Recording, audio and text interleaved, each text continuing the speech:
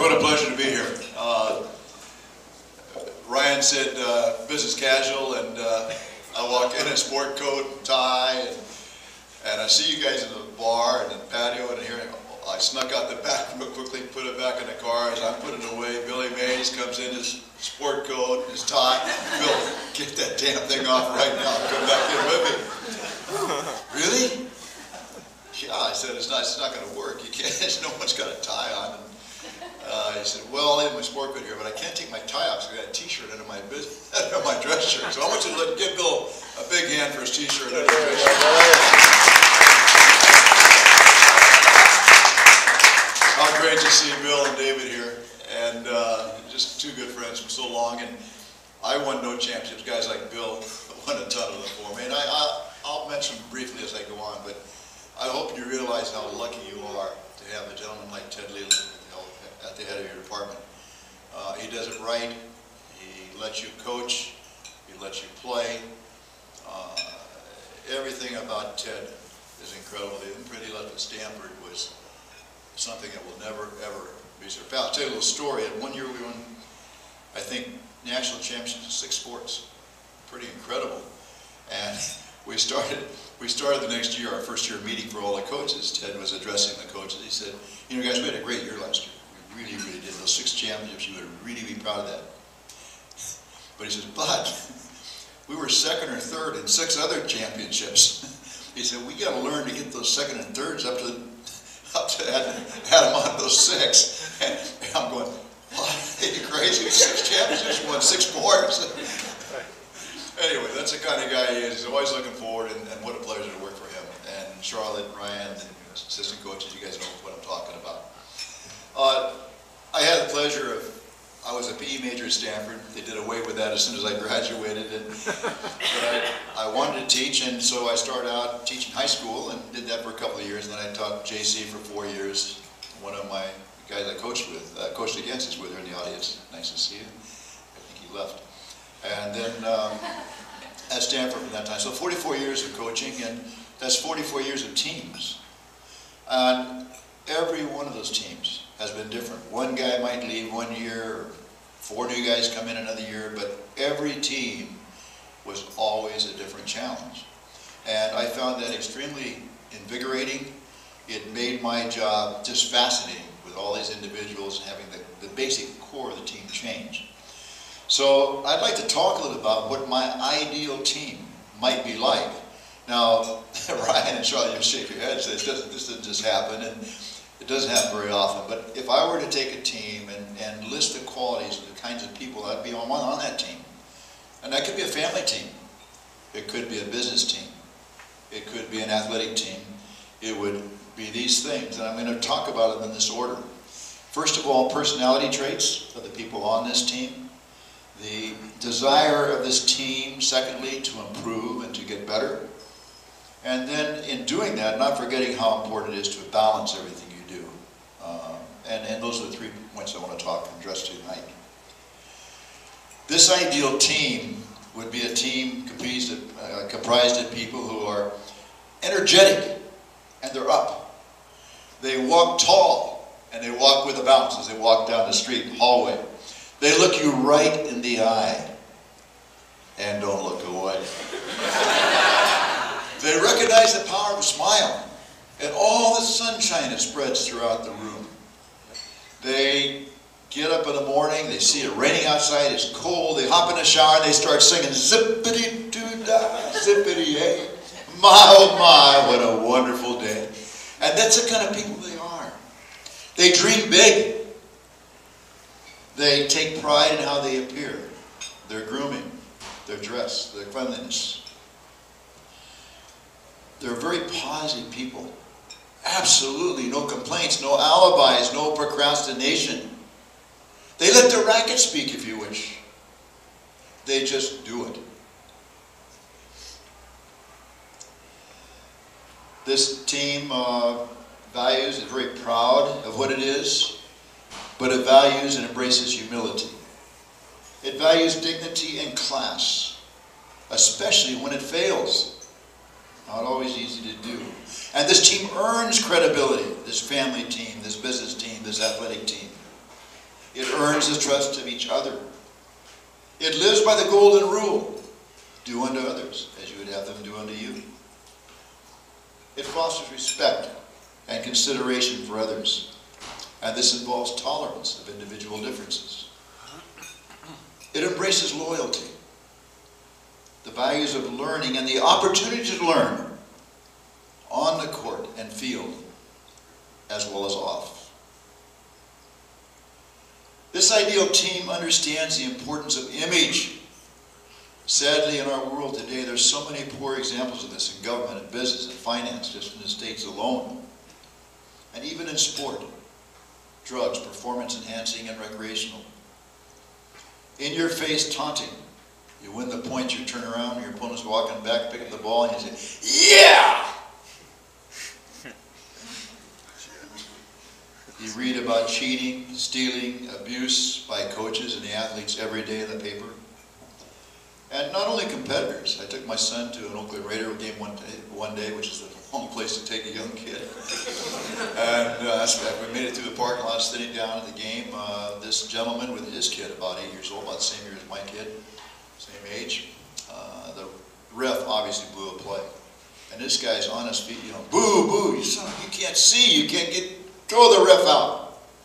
And here's a little kid just sitting there, taking this all in. Then how valuable do our positive examples become? Derek Jeter just retired with the New York Yankees. What a job he's done there for some 20 years. Incredible resource for the community and for his teammates. I think of Drew Brees and all he did for the New Orleans Saints, especially after the Hurricane Katrina 10 years ago. And in our sport, you can't find a better example anywhere than the rivalry between Roger Federer and Rafael Nadal. The way they competed with class and dignity, the respect they had for each other, and the way they honored the game of tennis by how they conducted themselves.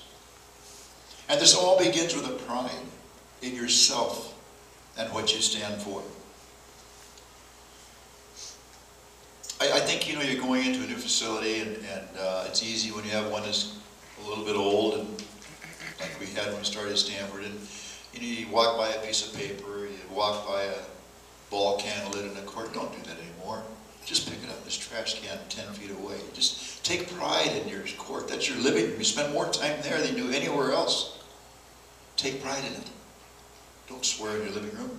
Don't spit on the floor. Don't hit a ball against the wall. Secondly, I'd like to talk about getting better. This ideal team is composed of people who have an incessant desire to improve and get better individually and collectively. It has an uncommon passion to succeed in what it is trying to accomplish. And this does not mean perfection. In first grade, you might have brought home a paper and it had 10 words on it. D-O-G, C-A-T. Teacher put a gold star on it, smiley face, and wrote the word perfect. And all of a sudden, and for many years thereafter, we confused perfection with success. It took a long time to realize the best batter in baseball fails to get a hit 2/3 of the time. The best quarterback in football fails to complete 1/3 of his passes. It's hard to measure improvement in tennis. We tend to do it by, we played number 2 in the team this year, last year number 4, therefore we really improved, or we played 2 this last year, now we're number 4, or our ranking went from 50 to 60, then we say we suck. We win a tournament, we think, wow, we really got good. Well, you can't measure tennis improvement that way. Swimming is swimming is a great sport in many ways, and one of the greatest reasons is because you can lose every race you compete in, every race you can lose, but you always have the opportunity to better your own time. So you can measure your improvement. We can't do that very easily. We tend to use false things or things we shouldn't be using to measure that improvement. I'll never forget, as we work on the parts of our games to get better, I'm pretty vocal in practice, and Billy, I don't know who it was, whether it was Johnny Mack when you were there, or Martin Blackman, our player development head now. One of these guys was playing down on court 7 down by the pool. And I was up 4 courts away, and they hit a ball in the bottom of the net on the forehand. I'm going, that's what I want, Johnny, or that's what I want. Martin, whoever the guy was, that's what I want. They looked at me like I was crazy. 4 courts away, they said, Coach, that was set point. I hit that ball in the bottom of the net. What are you talking about? And I was talking not about the result of what they did, but about the part of that forehand, the shoulder turn, the load that they did really, really well, that they had not been doing so well before. Getting better embraces the idea and concept of effort. If something needs doing, just do it. Starbucks used to put these little things on their cups of coffee, and they were called The Way I See It.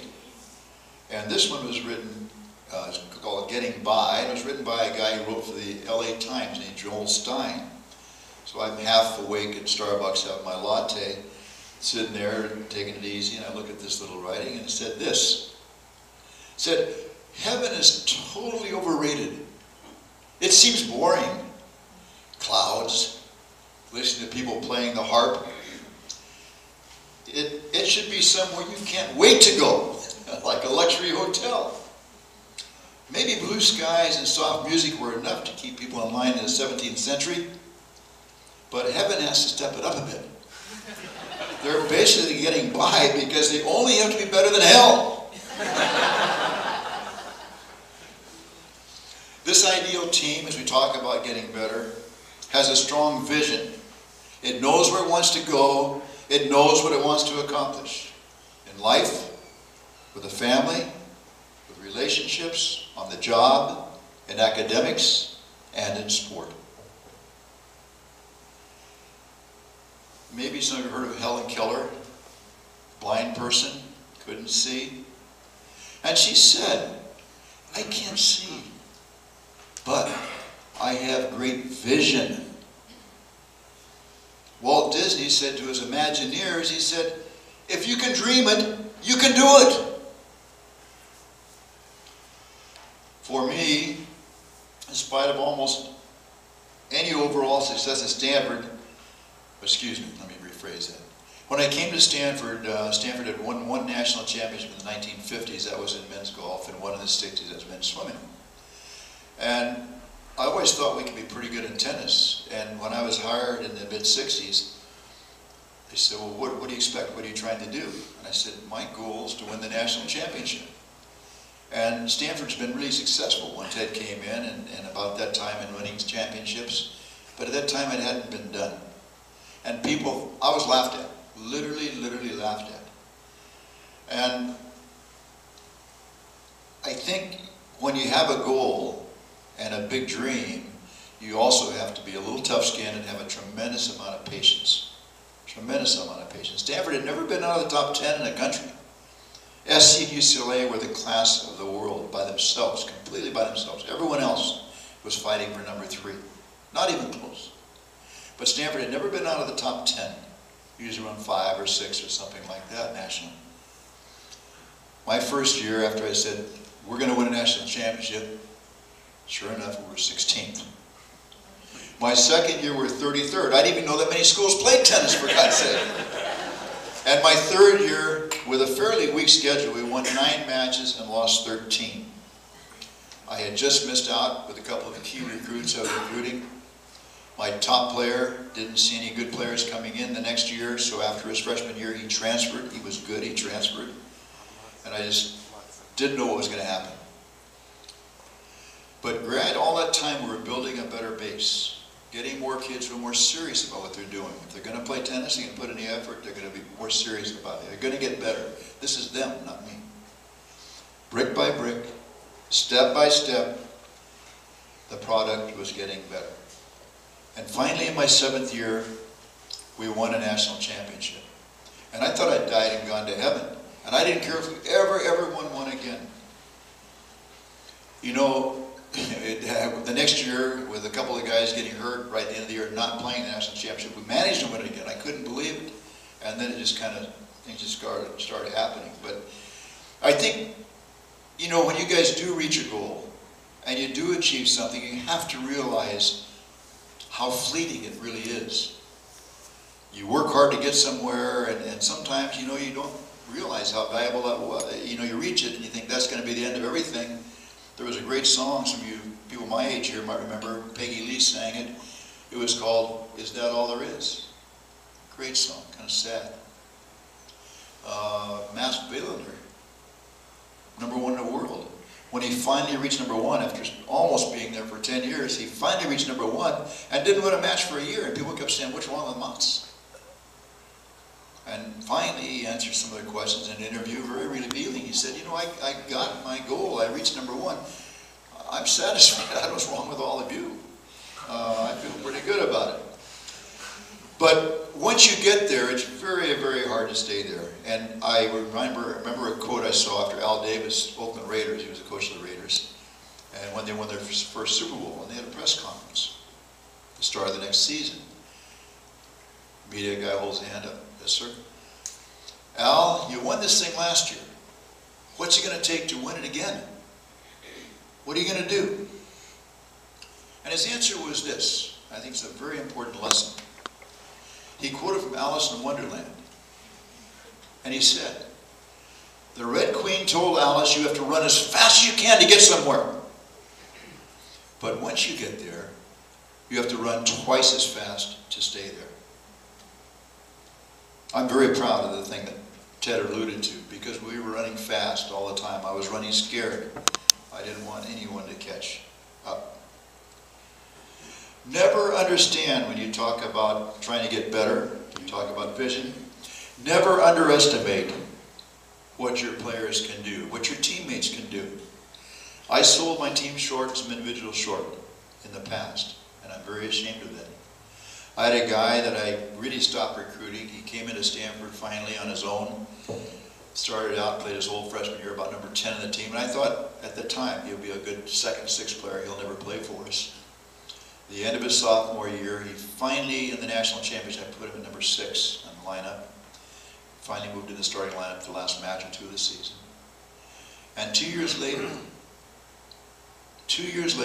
his senior year, a guy I never thought would start, was playing in the finals of the NCAA singles championship and lost in 3 sets to a teammate who won it. Unbelievable accomplishment. I sold him short. The worst thing a coach can do. I had a team where 3 great players turned pro. Great players. And we're lucky we recruited 5 freshmen that year. But those 5 freshmen are all my top 7. People would say, "Well, Coach, you lost a great team. You got all, what's going to happen this year?" So, well, we're pretty young, and I think we'll improve and get a little better. You know, in a couple of years, I think we'll be pretty good. Well, these guys, I sold them out before I ever saw them hit a ball. And they did have a great player at #1, but that's only one guy. And they won the national championship. Never, ever sell your team, your family team, your business team, your athletic team. Never sell a team short. Aside from image, this team loves to compete, especially when everything's on the line. It understands that failure is a part of the process. Even to fail can be glorious. Even to fail can be glorious. I'm going to talk about a match Bill Mays played in. We had a stadium seated about 400, 500 people, wooden, falling apart stadium in those days, but it was just, the tennis boom was just going on, and a lot of people throughout the country were starting to play tennis, and so we thought, well, let's do something different. Let's go inside the gymnasium. So I went down to LA, bought a carpet that was used for a pro tournament down there that was now extinct. Bought it in a warehouse, shipped it back up to Stanford, put a carpet down, and about 1973 or 74, we started playing some indoor matches in our basketball pavilion. So we're playing one of our best rivals. We had a great rivalry, UCLA and ourselves, and we were playing them indoors. We started this way. We started outdoors at 12:30 on a Saturday. We played USC outdoors and indoors the night before, Friday, and then Saturday we played 6, 5, 4, and 3 singles outdoors, and number 2 and 3 doubles outdoors. And in those days, it was number 1 is no ad scoring, which would back to now. And number two, it was the doubles each counted 1 point. So we got done about 5:15 or 5:30 with those matches, and the score was tied 3-all. And UCLA had a great team. And we had a pretty good team too. And so we go indoors. We start with number 2 singles at 6:30. 6:30. Now, this was a big thing. There were over 7,000 people there. The band, the dollies. This is not unusual. This has happened about 6 or 7 years in a row.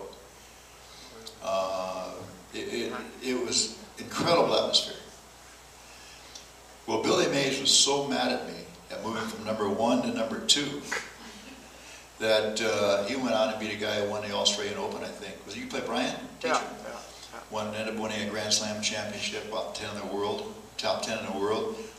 To show Coach, Billy beat the guy that I was wrong, beat the guy 4-3 or something, just killed the guy. So I'll tell you another story. I'm going to interject right now. I'll tell you another story right now too. That's great coaching. The other story was 7,000 people, right? I'm sitting here, umpire's here, other coaches over here. This can break my thought. I'm sorry, but I got to interject this.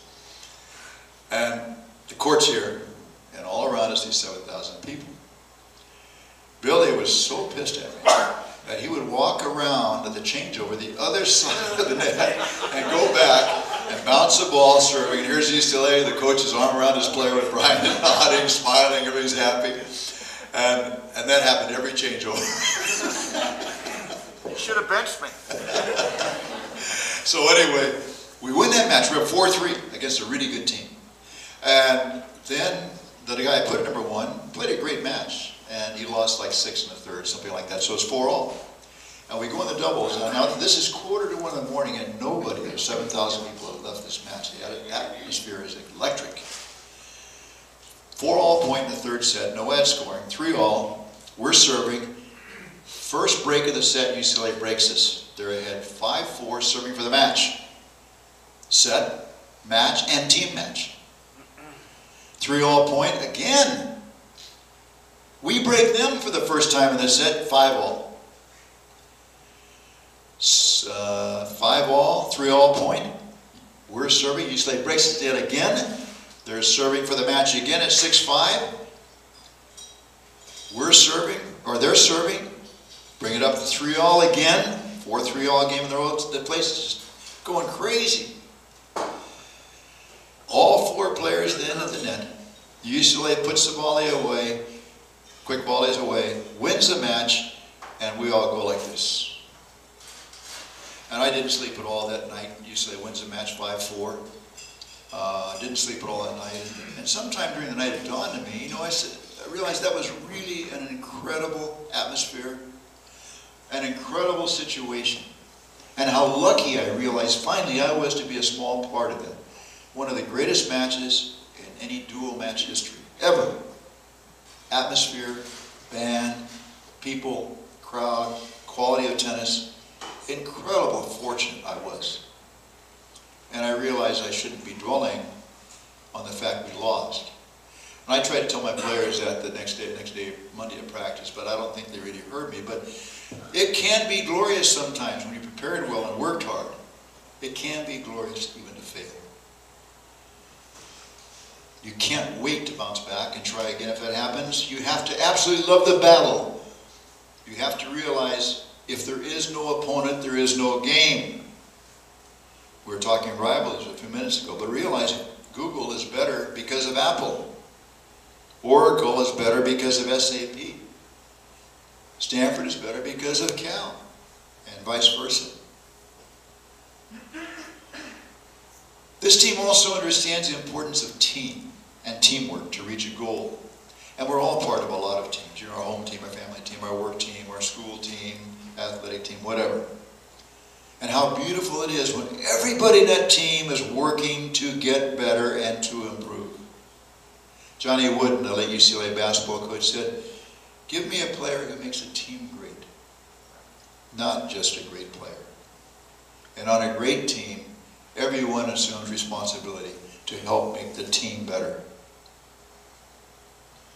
Lastly, I want to talk a little about, in trying to do this, we get caught up in things and we get carried away. So lastly, I want to talk about the third item, and that is balance. If you really want to get better, you're driven. in whatever it is, studies, music, art, tennis, work, whatever it is. And how many times have you heard, be the best you can be, as if that were the goal. But it's not quite that simple. You can be the best you can be commensurate with how much time and effort you're willing to put into that one thing. Versus all else you must balance in your life. You may be a parent, have kids, spouse, job. You can't do any one of these responsibilities single-handedly. I could have been a much better tennis coach, spending more time scouting, watching videos, working one-on-one with my players. But when I got home at night, I might not have a family. If I were the best parent or spouse I could possibly be, I might not have a job. I was really impressed by Tony Dungy, who's Indianapolis Colts, when he was coaching, won the championship, Super Bowl. In his book, Quiet Strength, he talks about the suicide, among other things. He talks about the suicide of his son and how that affected him. And he, from then on, always, one night a week, in the middle of the season, no matter who they were playing, as soon as practice was done, made his coaching staff go straight home. They couldn't stay and watch videos, have a meeting, or anything. When we talk about balance, we can't forget the importance of having fun. And we had more fun visiting a Playboy Mansion. We took trips to Hawaii every Thanksgiving. We had, it was fun. That was fun. We can talk afterwards and have some wine about the trip itself. Team golf outings, nature hikes, trips to Germany, Switzerland, so on. I think we really did have fun, and we worked hard on it. You know, there's a big thing, you got to practice harder and more with the USTA, Junior Development Program and stuff. We never had practice, Bill, I don't think, ever had on the court before 2:30. I don't think we ever practiced after 5, no matter what happened. And if I got mad, I wouldn't have sent them home earlier. So, if you use your time well, guys, you don't have to practice. Just when you're there, make that time count. I think too many times we get caught up in the result, such as winning a tourney or getting ranked in the top 10. This kind of diminishes the enjoyment and fun we have out of this game. I became a much better coach after we won our first championship. The monkey was off my back. My ego was so satisfied because I proved it could be done. But finally I realized that wasn't the point. The point was to improve and get better, and the rest takes care of itself. When we talk about balance, we talk a little about giving back, and that's kind of why we're here today. This team recognizes the blessings it has, but it also helps to make other people better. I'm not talking just an athletic team, I'm talking community, family, everything. By mentoring, helping youngsters, helping the elderly. I'm really proud of an inner city program East of Stanford called East Palo Alto Tennis and Tutoring. They have a little tennis and tutoring each day. This team says thanks to those people who are helping it. When was the last time you left practice and said thanks to your coach who spent time working with you? Thanks, coach. When you were home as a junior player, how many times when your parents drove you to a tournament did you say, thanks, Mom? When you go play the intercollegiates next week at Stanford, ladies, I would expect every one of you to drop an email or a note to the coaching staff at Stanford, or the tournament chairman, whoever it is, running the desk, and say thank you for putting us on for all of us. Say thank you. It goes a million miles.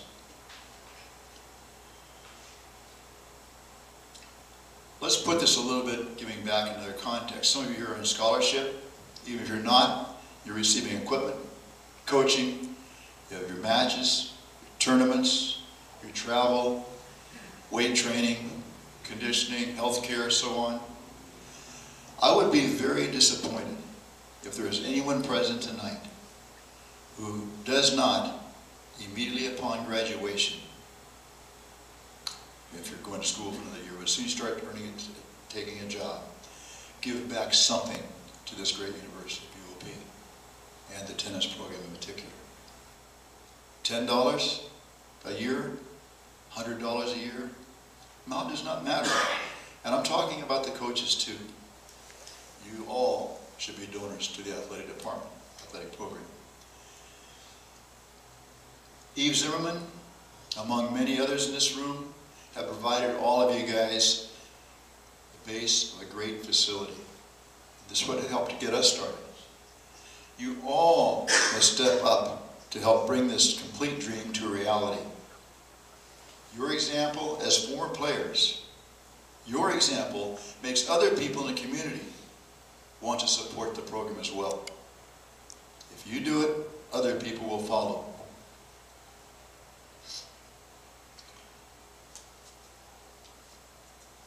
It was really neat working for Ted because, like he's doing Ryan and Charlotte, he gives them the opportunity to do things like this, to build some loyalty, to make you feel a part of the team even though you graduated a while ago, part of the community, be a part of the team as well, and this will pay back in a million ways. You have great coaches, they have great vision. Show them your support and your gratitude for being able to wear the orange and black.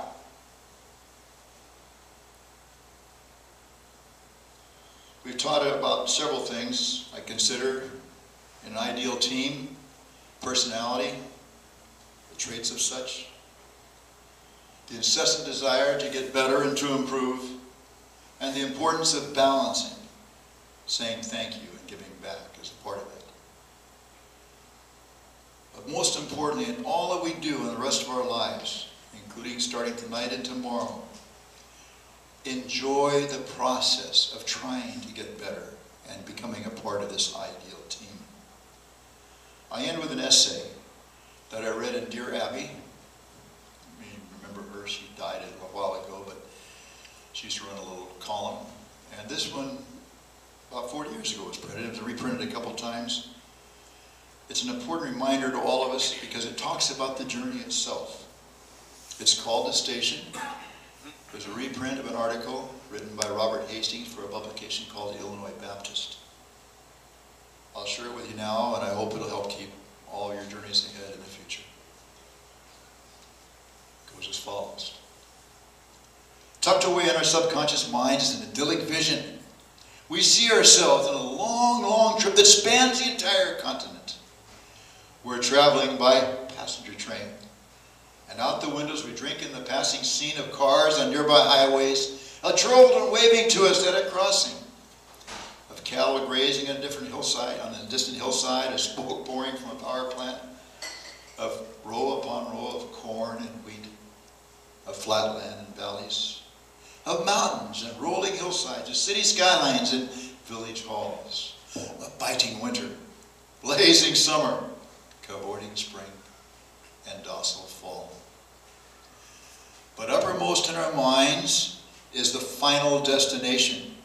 On a certain day at a certain hour, we'll pull into the station. There are going to be bands playing, flags waving, and once we get there, so many wonderful dreams will finally come true. So many wishes will be fulfilled, and so many pieces of our lives will finally be neatly fitted together like a completed jigsaw puzzle. How restlessly we pace the aisles, damning the minutes for loitering, waiting, waiting, waiting for the station. However, sooner or later, we must realize there is no one station. There is no one place to arrive at once and for all. The true joy of life is the trip. The station is only a dream, and it constantly outdistances us.